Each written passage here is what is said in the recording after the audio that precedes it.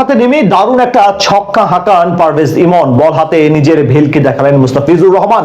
দুই টাইগার ক্রিকেটারকে নিয়ে একাদশ সাজিয়ে হায়দ্রাবাদ কিংস ম্যানের বিপক্ষে রানের পাহাড় গড়ে চ্যাম্পিয়ন লাহোর কালান্দার্স। জবাব দিতে নেমে তারাও লড়াই করে দারুণ ভাবে, তবে মুস্তাফিজের বোলিং নৈপুণ্য নজর কাড়ে আলাদাভাবে।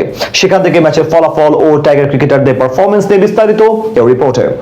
অনুমেয়ভাবে মোস্তাফিজ তো ছিলেনই, তার সাথে আবার পারভেজ হোসেন ইমনকে নিয়ে আজ একাদশ সাজায় লাহোর কালান্দার্স। দুই বাংলাদেশিকে নিয়ে আজ হায়দ্রাবাদ কিংসম্যানের বিপক্ষে ঘরের মাঠে টস জিতে প্রথম ব্যাট করার সিদ্ধান্ত নেন লাহোর কাপ্তান শাহিন শাহ আফ্রিদি। ওপেনিং এ নেমে অবশ্য আজ দারুণ করেন তাদের দুই উদ্বোধনী ব্যাটার ফখর জামান এবং মোহাম্মদ নাইম। ইনিংসের তৃতীয় বলে রিলে মেরেদিথকে এক ছক্কা এবং এক চার মেরে আনেন মোট 13 রান। ষষ্ঠ ওভারে মোহাম্মদ আলীকে এক হালি চার হাঁকান জামান। পাওয়ার প্লে শেষে লাহোরের স্কোরবোর্ডে জমা পড়ে বিনা উইকেটে 64 রান।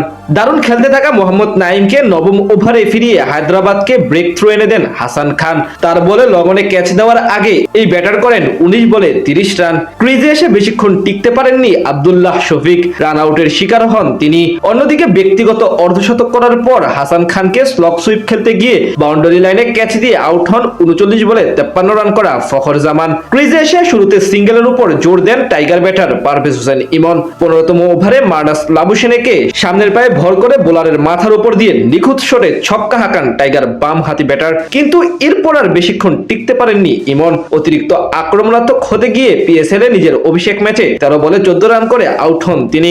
এরপর দলের হাল ধরেন সিকান্দার রাজা এবং হাসিবুল্লাহ খান। দুজন মিলে তাণ্ডব শুরু করেন প্রতিপক্ষ বোলারদের উপর। 17তম ওভারে আসে 15 রান। শেষ পর্যন্ত সিকান্দার রাজার 10 বলে 24 এবং হাসিবুল্লাহ খানের 40 রানের ইনিংসে ভর করে 199 রানের পুঁজি পায় লাহোর কালান্দার্স। জবাব দিতে নেমে শুরুটা দারুণ করেন হায়দ্রাবাদ কিংসম্যানের দুই ওপেনার সাইম আয়ুব এবং ওসমান খান। ইনিংসের দ্বিতীয় ওভারে ওবায়দ শাহকে জোড়া বাউন্ডারি হাঁকান সাইম আয়ুব। পরের ওভারে শাহিন শাহ আফ্রিদিকে 2 বলে 2-4 হাঁকান ওসমান, তবে বেশি দূর যেতে পারেননি তিনি।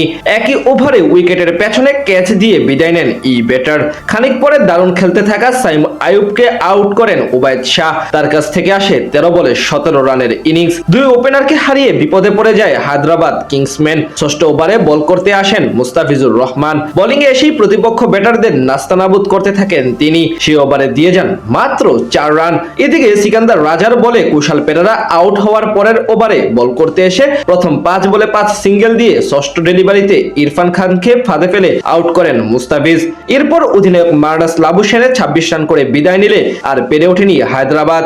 তাদের বাকি ব্যাটাররা ছিলেন শুধু আসা যাওয়ার মিছিলে, যার ফলে বড় ব্যবধানে জয় নিয়ে মাঠ ছাড়ে লাহোর কালান্দার্স। যেখানে বল হাতে মূল কারিগর ছিলেন মুস্তাফিজুর রহমান, তার নৈপুণ্যেই জয় পায় তারা।